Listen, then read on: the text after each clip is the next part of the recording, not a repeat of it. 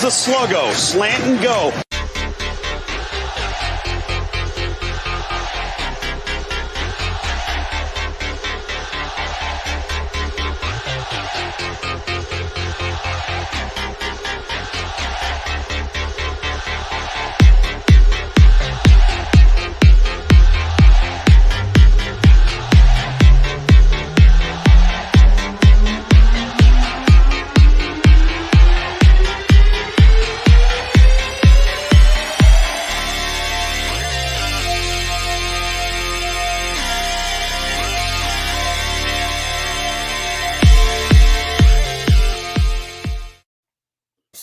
Casey the Beef Creek, I keep promising you one day I'm going to get that right. And guess what? Today was that day.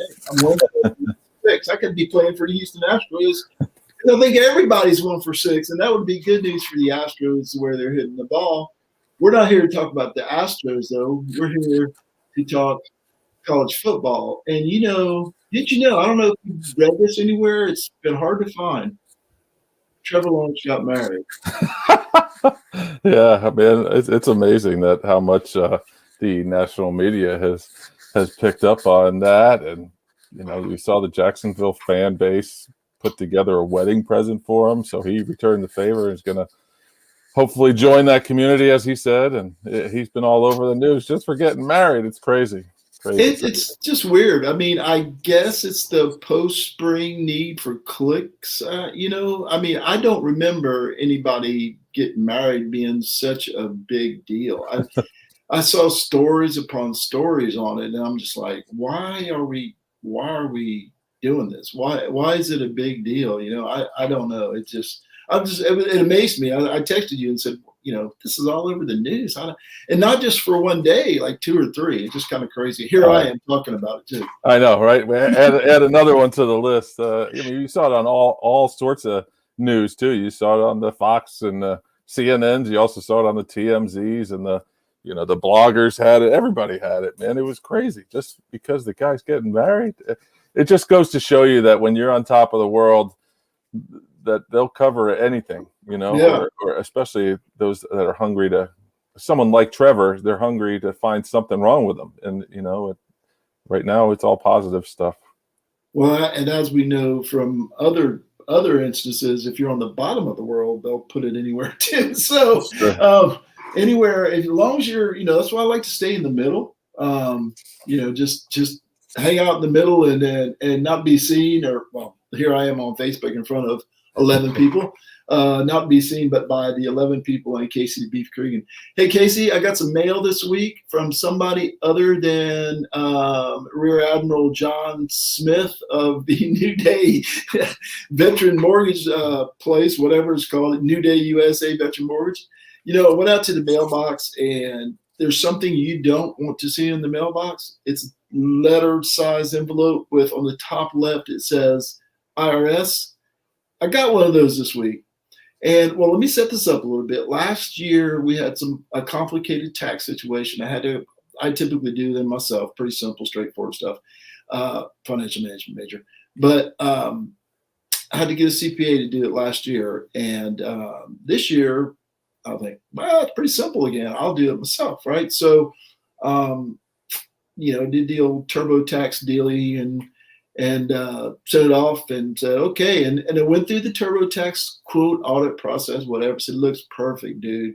Send it. I sent it. I got a letter from the IRS about 6 weeks later. That letter said I made a mistake on my taxes. But I got $500 more than I was expecting. How about that? The IRS is giving me $500, or they already gave it to me. It's already in the bank account, which I thought was kind of crazy. But all right, so I didn't question it when it came. I knew it was the amount the total I had on the taxes because I had it on the computer. I actually got an extra $500 from the IRS. How often does that happen? It's funny that you say that because this is probably more of a story for chopping beef tomorrow night. But I had McDonald's the other day. Yeah, I don't usually eat it, but I'll have it for breakfast. And I realized they have the orange drink back now. I haven't had McDonald's in a long time, but I heard that it was gone. Anyway, long story short, I ordered a sweet tea just because the Southern guy in me, and I went back up to the counter and said, "Hey, it's $1 sweet tea, but I'm getting an orange drink. Can I pay you more?" And they were like, they looked at me like I had 35 heads. Like, you want to give us more money? Like, people just come in and just pay for the anyway. So it's similar. I think they were just as surprised as you probably were that you got extra money from these folks that don't necessarily want to give you more money.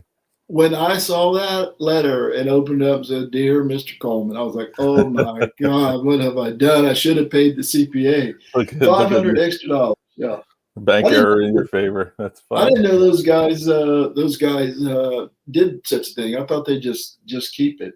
Hey, appears like Nelson, Ryan Lawrence, and John Chansey are in the comments already. Thank you guys. Thank all three of you. We know we've got softball going on right now. Clemson's up 3-0 in the second.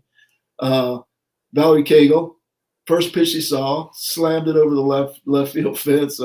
Just kind of crazy. Softball was down on our list to talk about tonight, but I mean, how can you? It's on the TV, and Cagle saw one pitch and deposited it over the left field fence. Can't ignore that. Yeah, as Nelson told me too in a text, and now I have it on as well. But 2 pitches, Clemson was up 1-0. So they're hitting in the top of the second. I believe I see Mackenzie Clark, who's the leadoff hitter, about to step foot back up to plate. So I can only imagine that they're obviously hitting. They're up 3-0. They're obviously hitting the ball and getting runners on base. So this is it bodes well early anyway for the Clemson Lady Tigers softball. It's looking good, and with Cagle on the mound, I mean, 3-0. I turned it on. She was struggling. I thought she walked a batter, but she ended up striking her out looking. But she left somebody on base. She's struggling. That's where she is now, right? How spoiled are we already? We like to say how spoiled we are as a football fan base, and now this softball team is really making us spoiled. They went on a 17-game winning streak earlier in the season, lost 2 games. Oh, don't worry about it. We'll just win 12 more in a row. So, 29 out of 31 games, and the record's unreal. I'm on board. Nelson's on board. We could talk softball all day. No doubt. Well, Nelson, Ryan, and John, we appreciate you being on. We're going to talk a little spring football. Speaking of spoiled, Alabama had a spring game this weekend, and they look pretty good. Bryce Young looked pretty good, right? 25 of 44 for 333 yards and a touchdown. Now, that means he had 19 incompletions, Casey. I did that math all in my head in about 16.5 seconds, right? But guess what? Those 19 incompletions, that was more than Mac Jones had in his first 3 games last year. He didn't have 19 incompletions in his first 3 games the entire year last year. So things are looking pretty good for Alabama over there in the spring. Yeah, I didn't pick up too much of their game, but I did read the stat line. I just wanted to see who their running backs were going to be, another name that they had, and they had some stats. Everybody had about 60, 70 yards each. There was about 4 of them. It's another stable of guys that you can only imagine that Alabama produces. And Bryce Young is going to be that next guy. He was the number 1 or 2 recruit behind or in front of DJ Uiagalelei, depending on what recruiting service you look at. So, you kind of know what you're getting with DJ, but Mac Jones was ahead of Bryce Young last year. So, for Alabama, it's just reload, right? That's how we feel about him. That's probably what we're going to get. But 333, those 19 incompletions are, but it's spring. He's probably taking maybe some chances. Only 1 touchdown. I'm interested about their wide receiver room. Obviously, we'll probably know names, but right now off the top of your head, I don't know any. Gone is maybe Mechie. Mechie may still be there. But gone is Waddle, and gone is Smith, and gone is, whoever else was there that they just continually pump out. Yeah, JP asked if spring football still going on. Yes, JP. By the way, Notre Dame doesn't play their spring game, I think, until the 3rd week in August. But speaking of Notre Dame, before we go on, I know I'm fat, so I can't get it. But this Corpus Christi Cobras, this is a flag football team in Corpus Christi. Our friend of the show, Pauk, gave me one, and on the back it's got 9 and beef on the back. So it was custom made for me, and so I appreciate it. So I wanted to wear it tonight, but it's a little snug. I'll tell you. That was my way to get Pauk into the conversation because he was railing on Clemson playing spring football so early, and that's the way they do it every year, pal. Every year, buddy. All right, what else we got going on? Spring games or NFL preseasons? You never know. Yeah, with the sacks, I was hearing that too. Well, they only had 6 sacks. I'm like, what? Whatever. I mean, if they had 6 or 20, it really doesn't matter because you touch the guy and he's down, and it's an exhibition. How about that? Like the NFL preseason. Chelsea, Trevor Lawrence, Topps cards already sold out. That's my son. Did you tell Mrs. Lawrence that? Not your mom, his mom. That's the beef needs something bigger than a medium. You're damn right. Yeah, right. He needs a giganti, as they say. It's funny you mentioned Corpus because I saw a little news blurb before we started. The Corpus Christi, they named their stadium.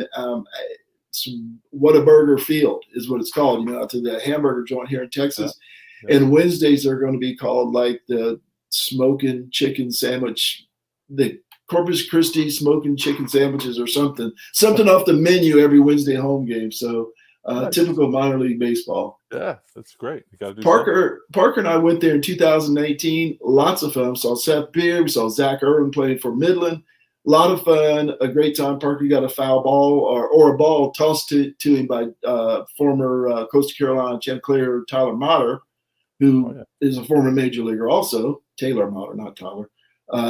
So he was happy, but it was about 6,000 degrees in July in Corpus Christi.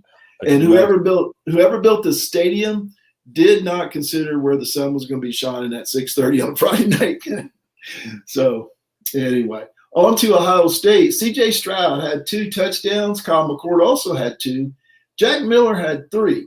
Now, Ryan Day said this quarterback battle will go on into the fall, which is no big surprise. But it kind of looks like Stroud's going to be the guy. You know how they just say, we're going to battle all summer. It's not over yet. So the other 2 guys don't transfer, right? Before then. But the tidbit from this game is – for the first time in some ungodly, I think since 1958, something like that, Ohio State enters the season with quarterbacks having a grand total of 0 pass attempts in college. None of them have any experience. And on these 3 guys are battling, and Quinn Ewers is coming next year. It's going to be jammed up there, and my guess is 1 or 2 of these guys won't be there in a year or so. This is kind of the fun thing about college football in the spring, and thankfully Clemson doesn't have to necessarily – I know we've been waxing poetic about the backup behind DJ, but Clemson hasn't really had to worry about the new guy necessarily coming in to take over in the unknown. Especially with Trevor being out last year, the good news about that is that we saw what DJ could do against Notre Dame and Boston College even. With Ohio State here – it's completely unknown. To me, as a fan of just the sport, this is fun. That's fun. Yeah. Thankfully, I'm not an Ohio State fan, so I don't have to worry about it because they're probably pooping in their drawers a little bit, not knowing, because it is unknown, right? It's like being in the ocean, not knowing what's underneath your feet. Here's the same idea, it feels like. But the guys look good. I think McCord may battle Stroud here for some playing time, but Stroud seems to be the guy. Everything that I've read, friend of our show, the 11 Warriors, Dan Hope. Thank you. Golly, I'm having a hard time with names. Dan Hope had something on it earlier today, or maybe yesterday, on the quarterback battle as well. So, yeah, that's going to be fun to watch them. But their wide receivers are back. Olave's back. Yeah. Marvin Harrison Jr. is back. They got the other 5-star wide receiver that kind of lit up Clemson too last year. Oh yeah, so, he's actually from Austin High, I believe. I can't remember his name either. They may have the best wide receiver room. So it could be another Mac Jones situation where you don't necessarily need the man, the Justin Fields, the Trevor Lawrence types, the DJ types to just get the balls to the playmakers. Hey, Casey, you always wonder why I put our names down below. It's because you have a hard time remembering names lately. So I didn't want you to forget a name. Dan Hope's about the only name I can remember. I've got a history with him all the way back to Orange and White. So it's so funny because I had it when I started that diatribe, 30-minute long diatribe. I had it in my head, and then when I got to it, duh. See ya. All right, over in Athens, JT Daniels, 28 of 41, 324 yards, 3 touchdowns. Zamir White, whatever, 6 carries, 20 yards. He looked good, though, is what I hear. But what I took out of this game, I only saw like 5 plays of the thing, but they got this monster at tight end who's 6'7". He had a 51-yard reception, which was about a 20-yard pass, and he ran over half the Georgia defense. Now, I don't know if those were the first stringers or, whatever. Probably not at that point in the game. He's going to be a problem for Clemson, I predict. It's on September the 4th. He only had like 7 catches last year. It was a weird season, almost all conference games. He was a freshman. He might still be a freshman this year, but he just plowed over guys, and Clemson's going to have a problem with this guy in the fall is my prediction. Well, if we get the same announcers that we had for the Virginia game last season, we're going to hear how tall he is all game long. Shout out to Houston Burnett on that one. This was a game that I think Clemson people were definitely watching because the Clemson spring game was so scrutinized by the Clemson fans and the Georgia fans. I think this was one of those that Clemson fans were looking for a little something. JT Daniels looked pretty good. 324, 3 touchdowns. You can't, that's a good stat line for a spring game. Once again, Georgia's won the offseason national championship. Just give them the trophy already. JT Daniels won the Heisman. Yeah, take it back. Yeah, you take it back in September when they drop a game to Vanderbilt. But it's going to be a good game September 4th. I'm looking forward to it as a Clemson fan and as a college football fan.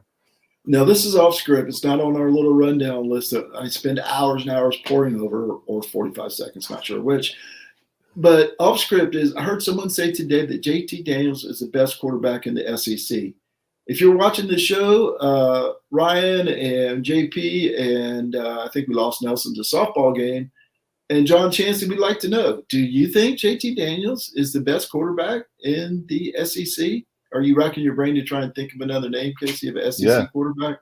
Yeah, but I mean, who do you have? We don't know what Texas A&M has. Bo Nix at Auburn. You don't know what Tennessee has.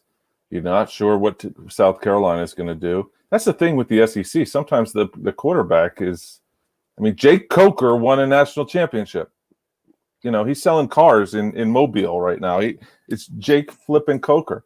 So they're not necessarily the quarterback heavy league. I know they have been okay in the past, especially with Mac Jones and Joe Burrow and even Kellen Mond. You can throw him in the mix. But like Kentucky, are they going to play a quarterback this season at quarterback? Because I don't think they have the last 3. Going down to Florida, they're getting a new quarterback broken into, right? So maybe he is. But it's more. It seems more like by default. I was just going to say. Bryce Young, maybe, but we're not sure yet. Yeah, the most experienced, and looks like he may be the best quarterback in the SEC. Hello, Ryan. What color is the sky in your world? All right, that's enough on the spring games. Let's talk some recruiting. I did a couple of articles for JP Priester. Thank you for giving me the space on your internet to do a couple of articles. I did one on Brennan Thompson and his connection with Kate Klubnik. And Klubnik, doing a little Twitter recruiting, hopefully getting him over to Clemson to at least visit. He's up in the panhandle of Texas. That's near Oklahoma. Some people think Oklahoma. Some think A&M. I can't imagine the guys in Austin, the new regime in Austin aren't interested.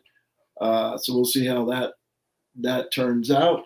And the other one I did was Travis Shaw, who I watched some of those guys film. Have you seen any of Travis Shaw's film? I have. He's like a man-child out there. He was just tossing guys around. As I put in the article, it was like he was ragdolling guys all around the field. And there, it depends where you look. It says Clemson is he's trending to Clemson, but once Jalen Walker went to Georgia, there were some rumors that they wanted to play together or might want to play together. And Georgia, of course, recruits out of their skull and still manages not to win a national championship since 1980. We had to get that one in there. But anyway, so a couple of articles over there on ClemsonJunkies.com. Check it out. Appreciate it. JP appreciates it. Thank you, JP. Appreciate that. It was a lot of fun. I'll have some more for you sometime soon, but not quite sure when. Things at work are backing up a little bit. All right. Go ahead. What? Work takes precedent over your articles? Well, not all the time, but sometimes work takes precedence over those articles. And I got, I don't know how this works. It never works for me. My wife is doing someone else's job, and I'm doing someone else's job, and our jobs too. So I'm like, well, somewhere I've got it. How did I get that gig? How did I get the gig that somebody else does my job? And you're not getting their salary that they left the company, right? No, they didn't even leave the company. That's just it. Mine's on an extended leave. I don't know, what's going on there, but and I think my wife's coworker had a nervous breakdown, which may not bode well for her future. But it's been a tough couple of weeks in the old house here with the job situation, both of us. And a little stressful. Kenyatta Goodwood, 6'7", 300-pound offensive tackle at Charleston, Indiana, committed to Kentucky. This is the 54th player ranked overall. And hey, we were talking about Rutgers last week, and I got them on the rundown again this week. But Kentucky's number 21 in the recruiting rankings. Now, we're not talking basketball, which would be a bad thing for Kentucky. We're actually talking football. Kentucky's number 21. Don't think they'll stay there, but hey, I was wrong about Rutgers last year. Yeah, no, Kentucky's doing a nice job there in the SEC. Mark Stoops does a great job recruiting over there. Is he still there? And hopefully it translates to some wins. They've been kind of that middle of the pack SEC team that kind of wins games that maybe they shouldn't, and kind of causes fits. So they're going to start maybe getting some of these quality 4 or 5, maybe not 5-star, but 4-star kids. And heck, he's hitting the surrounding area going into Indiana and getting a top kid. That's get great. Get a few more of those guys, and he can put a defensive back behind the line and get a few yards passing the ball 2 times a game. And as we talked about, Rutgers is number 6 in the nation in the recruiting rankings with 11 commits. Now, it's a lot of commits, and they're going to get passed. We know that. But they are number 2 in the Big Ten behind Ohio State, which, says something. And I know it's early. But I think where did they end up last year? I was wrong. I said they'd end up in the bottom half. I think they ended up in the 30s or 40s. They were 30, 37, I think is where they were. Pretty good. Yeah, Shiano's got it going, as you alluded to last summer. I reached out to my insider, Tim Galligan, this is about 15 minutes before we went on the air today, to say, hey, hurry up and give me some of the gems in this class. And the one he gave me right off the top was this Gavin Wimsatt, the quarterback, 4-star, highest rated recruit ever in the history, quarterback recruit in the history of Rutgers. They have had some 4-star kids, and it's the number 1 recruit they've ever had, the highest rated recruit they've ever had from out of state.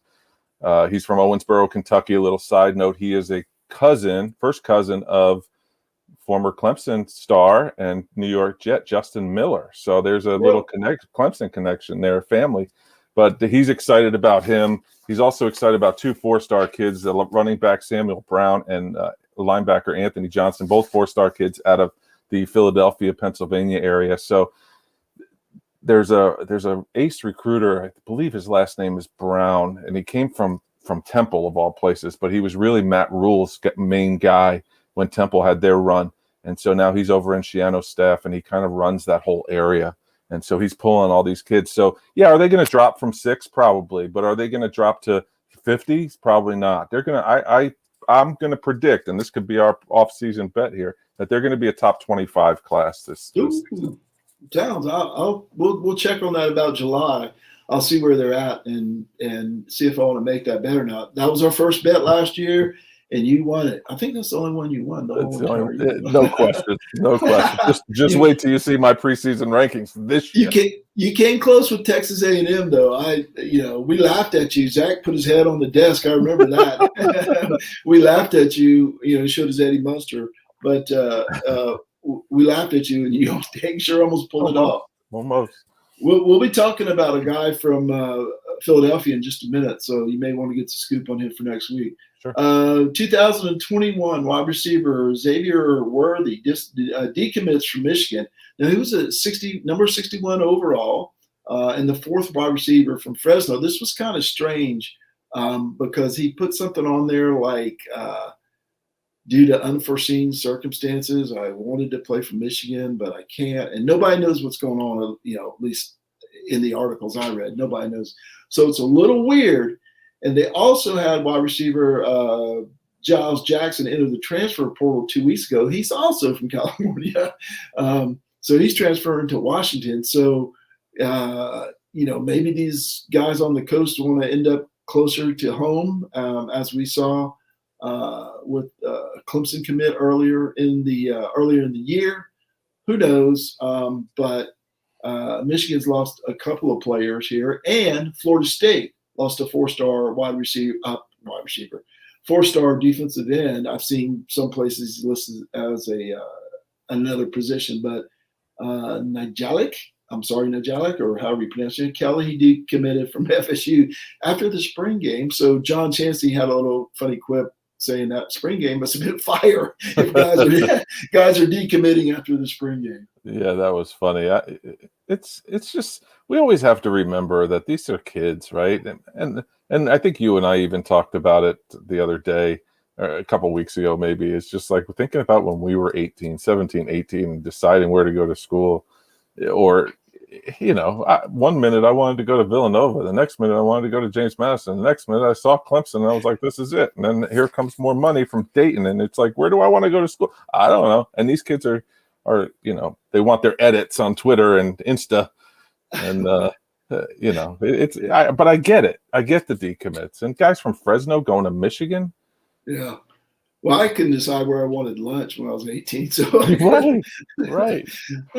I could imagine, when I was 18, I was following the girls to Winthrop 1 minute and going to Clemson the next, and wanting to be at the College Charleston. I was all over the place too, and I didn't even have schools fighting over me. It was just, right, exactly. I was paying them; they weren't paying me. Well, I didn't say that. Florida State. Sorry about that. 2022 defensive end linebacker. This is your Philadelphia guy. You may want to talk to your guy about defensive end linebacker. I'm guessing at the name again. Enai White, 6'5", 230. He says he's the number one defensive end. Well, there are some discussions. Different places have me ranked different. Highly rated. We'll just leave it at that. He announces official visits to Florida, Georgia, Alabama, and Ohio State, and unofficial visits to Clemson, Oregon, Penn State, and Texas A&M. I don't think I've ever seen anybody do it that way. I'm sure it's not a first, but it's kind of a weird way to do it. They're one right after the other. So I guess Clemson's in there somewhere, but it doesn't sound like they're in the top tier. They didn't get an official visit.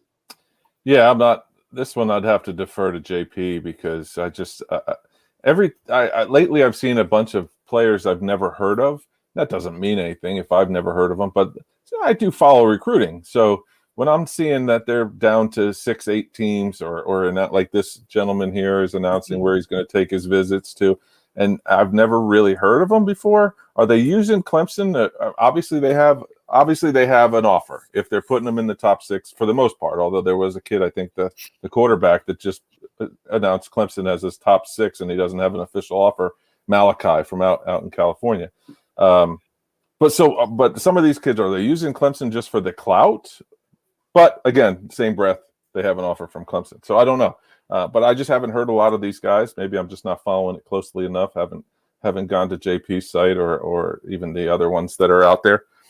But so I don't know anything about this kid from and I will for next week, but I haven't even heard of this guy yet. Check on him for next week for us. But I think it was Malachi Nelson, and I saw one Clemson site say that Clemson was a finalist for him. I'm like, yes. Wait a second. I read an hour ago that it was an unofficial visit. He was unofficial also. So I don't know what's going on. He doesn't have an official offer yet. They want to get him to camp. Right, but that site said Clemson was a finalist. How are you a finalist for somebody you haven't even offered yet? The kid said it. So the kid put him as a finalist. Yeah. Wow. Yeah, that's what I'm saying. Like, he doesn't even have an offer, but Clemson's in his final 5 or whatever. That's crazy. That is crazy. And John Chansey, what is John saying here? Clemson doesn't allow officials in the summer, so that's a big thing. That could be why it's an unofficial. All right.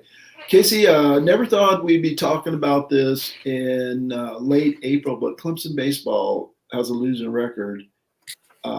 And it is really, really depressing.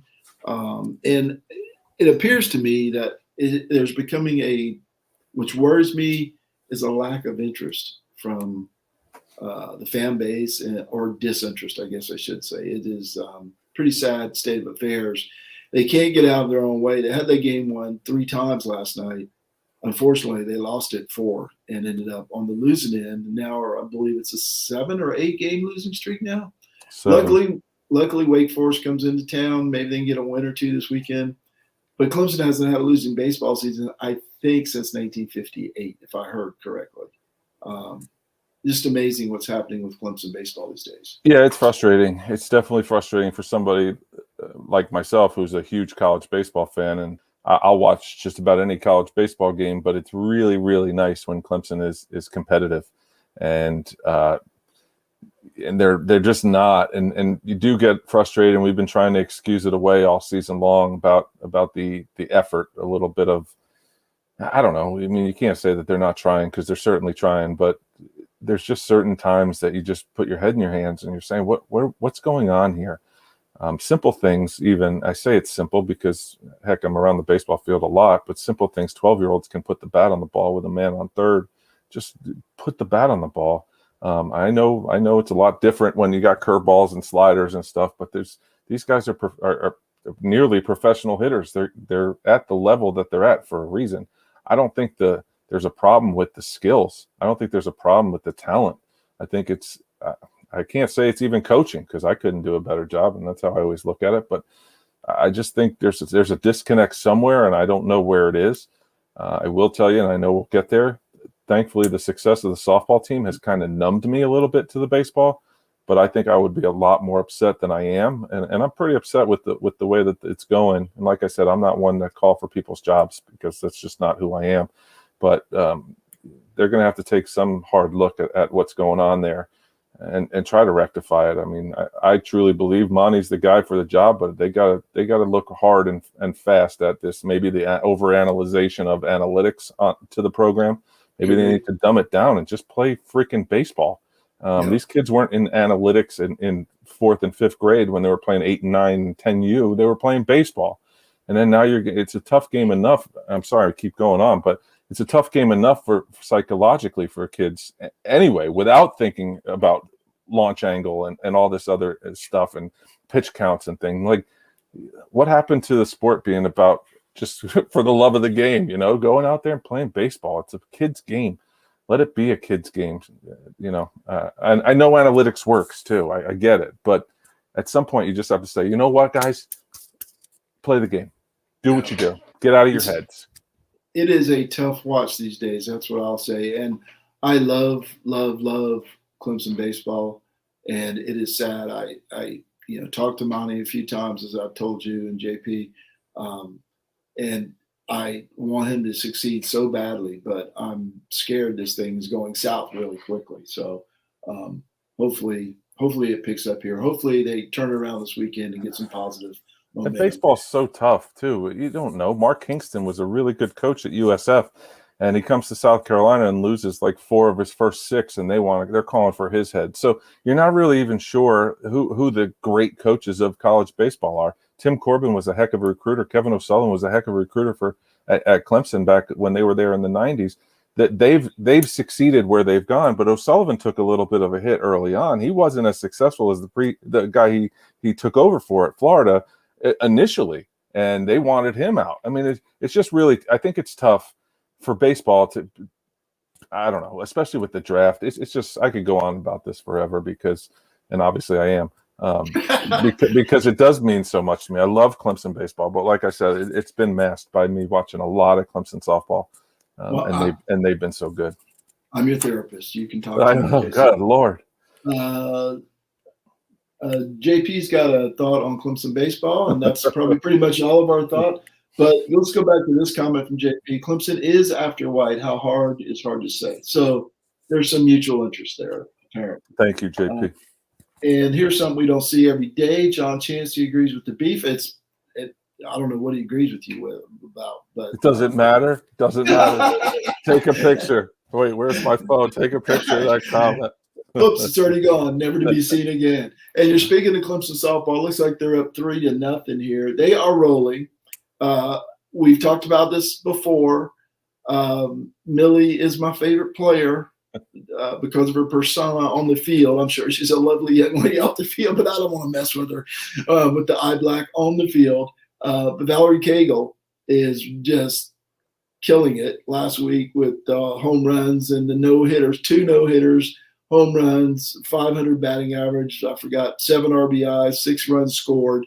Incredible week for Valerie Cagle. They're beating South Carolina 3-0 in the first ever matchup between the softball teams between South Carolina and Clemson. But what a joy this team is to watch. They really are, and it's a great game. And I say it over and over again. Every week I come on here and say how fun they are to watch, and they really are. And they just keep getting better. Heck, everyone in the softball world, even ACC Network, EJ Manuel was talking about it on one of the shows on the ACC Network about how good she is.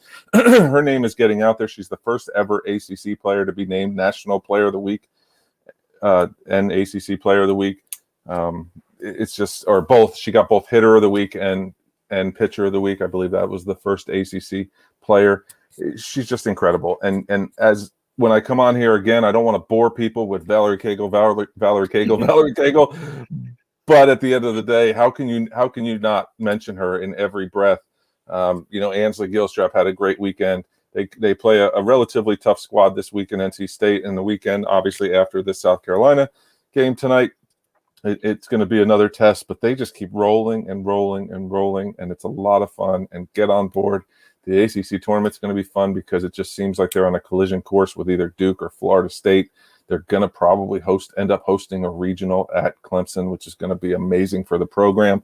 Who knows how far they can go? It doesn't really matter. They're playing with house money at this point. They're just so good and so fun. And I'm watching it right now. the dichotomy between those two programs right now, they couldn't be further apart. One is older, established, always wins, at least has a winning record, and they are down here. And one is brand new, has no history, and is way up here. So there's some newness there, that makes it look good. Their uniforms are top notch, except for that one combo I don't like, but everybody else likes it, so I'll go with it. I'll go with the flow. And they play really well, and they don't make many mistakes, and it's a joy to see.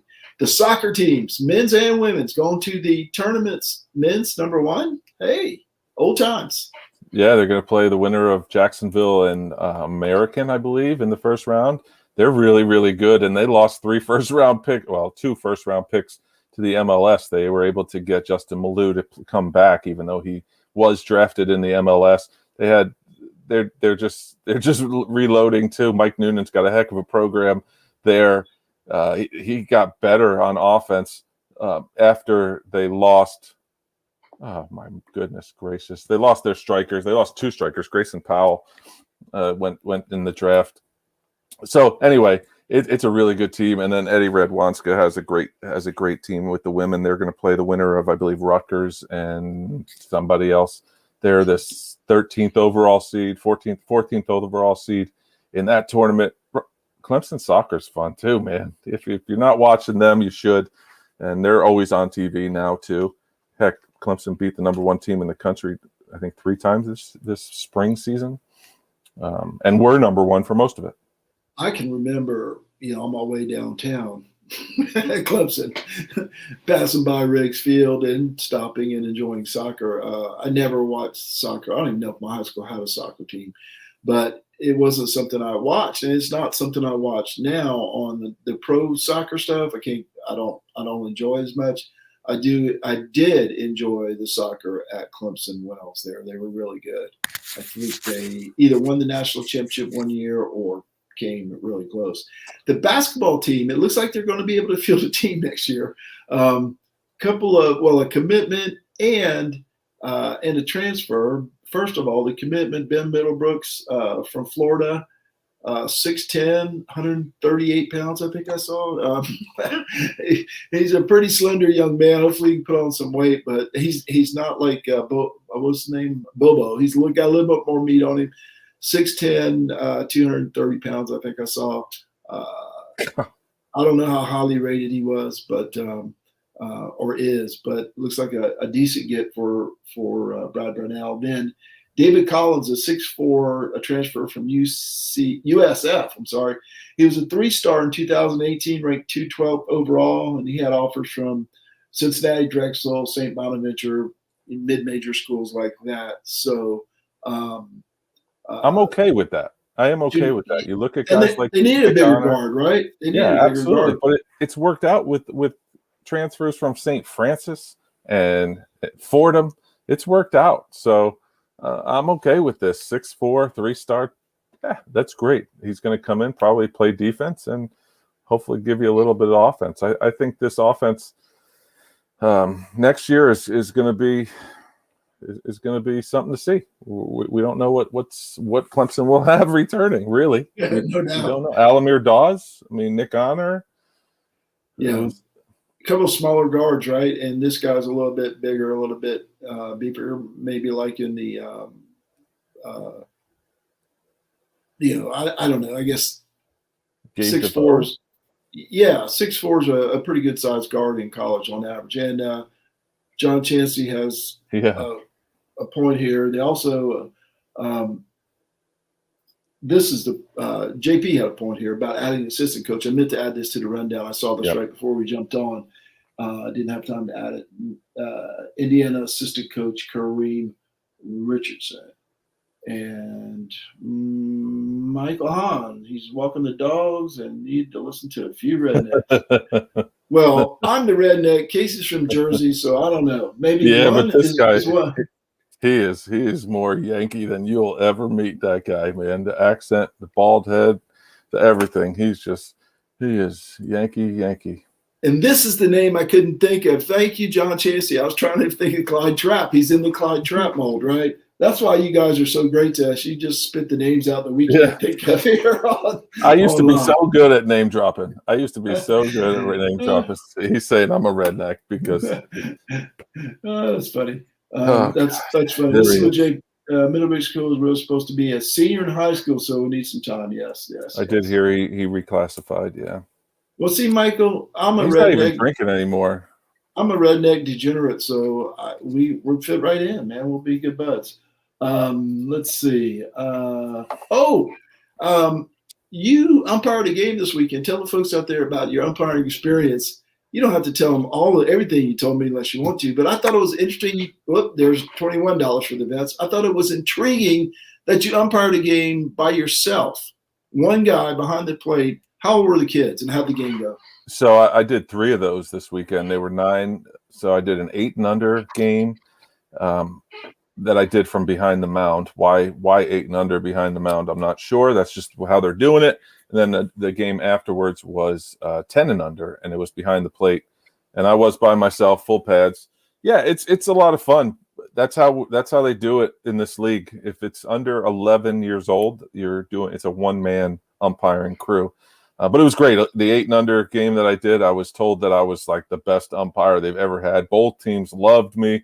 Heck, it's 8 years old, and really big strike zones. But I was talking to you have to play psychologist a little bit to some of these kids. And I was told that. I was warned that you're going to get some criers out here. The worst feeling in the world is pumping out an 8-year-old, literally. and I had probably 6 or 7 that day. It was just like, I told each coach too afterwards, I'm like, I feel worse and worse every time this kid's looking at strike 3. I made many kids cry that day, but yeah, it was fun, and doing it by yourself is fun. I actually, little side, I didn't tell you this piece, but my dad's really good friend, small world kind of stuff. His grandkid we were on the same field as his grandkid, and he told my dad that he loves ragging on the umpires and getting on them, and he didn't have an opportunity to do so when I was out there because I like to get out and make sure that I'm right there at the play. And he said that he was just so impressed at the fact that my big self could get right there to make a call. It's fun for me. It's extra money for us. I live in New Jersey, man. You need every penny you can get up here. Sounds like we're talking pre-show about the exit tax. Mike Hahn did teach me all I need to know about umpiring as well. Good. Hey, Palk, we already talked about you, so you're gonna have to download. You're gonna have to download the podcast and find out what we said about you and the ridiculous of Notre Dame spring football finishing up sometime in August. We're talking about. So check it out on the download.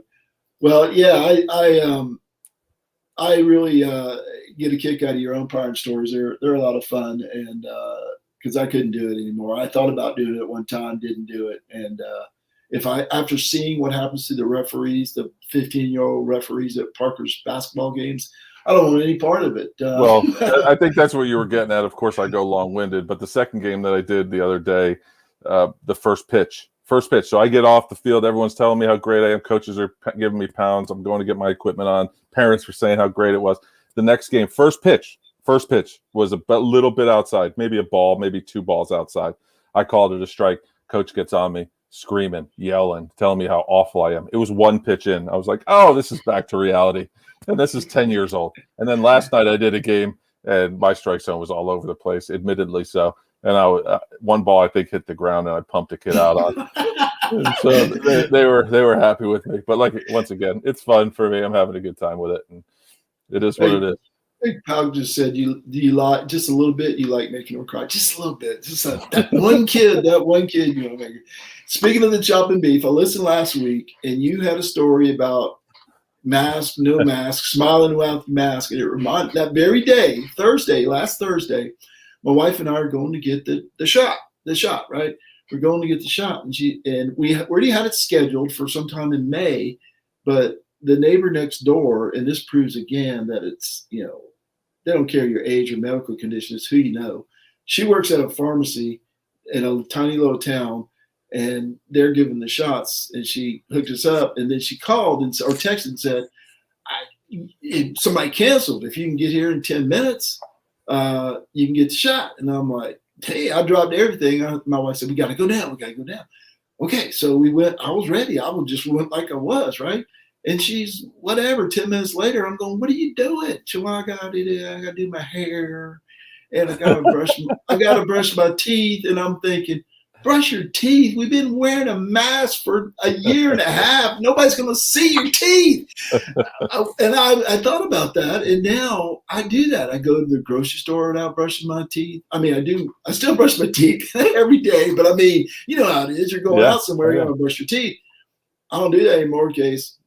I just put the mask on. I was like, I'm wearing a mask. Nobody's gonna see my teeth, or nobody's gonna smell my breath. That's my mask story. Yours was a little bit funnier. Well, you forgot how to smile, I think you said. That's exactly what it was. Like out in public, I just couldn't smile. I pulled the mask down. I was having some lunch, and it was like looking at people, and I was like, this is weird. I caught myself. Anyway. You also got to make sure, because with the mask on, you can mouth stuff under your breath. You got to make sure you don't do that. I do that to my wife sometimes. Yeah, good luck with that. So what's happening on Chopping Beef this week? Oh, we got some more antics of the boys. Locks brought his kids. He was on dinner duty tonight, so we got a story about where he went to dinner, which I think most of our listeners probably know where he went. You could probably guess where he went. But just some more antics, man. Just stupid stories. We got some hard-hitting stuff that we're gonna have some opinions on, and otherwise it'll go off the rails relatively early. We have a lot of fun. 3 guys sitting in the bar shooting the poop. Shocker, going off the rails early. Michael Hahn says you guys worked a game at UHS together when I ran a guy before the first pitch. That's a true story. Yeah, he was there was some guy getting on me for some reason. Mike was behind the plate and I was at the bases.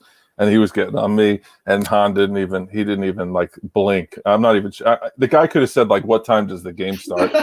and Mike was having a bad day, and he ran him, and it was actually against Linden. It was against Linden. It was Union and Linden, and Mike Han ran a Linden guy. We were 19 years old umpiring 16-year-olds, and it was quick. It was a quick hook, tossed him right to the parking lot, and the guy went. He went, which was weird. We felt good that day. Yeah, that's kind of like Parker's game, that the referees are like 15 and the kids were like 13, you know. So I think they could take a couple of those kids could take the referees if they wanted to. We actually played. So Mike's brother played on the 16-year-old team. So we actually played them in Spanish. We actually played them. A bunch of our friends, 19-year-olds, played these 16-year-olds, and I hit a ball so far, the fence was like 325. I hit it. I flipped the bat before flipping the bat was cool. I started talking junk to the pitcher who I'd been behind the plate for many times. The ball hit the top of the fence and bounced back onto the field of play for a single. So I thought I got a home run. I didn't, and I never heard the last of that. Well, I would say humble brag, but that wasn't very humble. So, no, it's a single. and even my own teammates are saying longest single they've ever seen. Michael Holland says he should be telling the story. Well, you know, we have guests on from time to time. So, you think I talk a lot? Hey, I could just be the what do you call it? The producer, the moderator between two Yankees. Oh, cool. Just what I always want to do. All right, Casey, tell everybody thanks. And Michael, we enjoy your comments. Thank you for joining in tonight and giving us a laugh for 16. Yeah, thank you so much to everyone that listens, everyone in the Facebook group, especially Nelson Wilhite for all his help, editing, and support. Everyone on Seldom Used Reserve, John Chansey, JP Priester, Mike Hahn tonight, Ryan Lawrence. We appreciate you. Everyone on Sluggo Podcast. Each and every one of you that listens, likes, and shares, and participates. On behalf of Marty, Seldom Used Reserve Coleman, I am Casey the Beef Cregan. Thanks so much for joining. We'll see you next week on Sluggo. And I am the only person here that got $500 from the IRS this week. I think we're done here.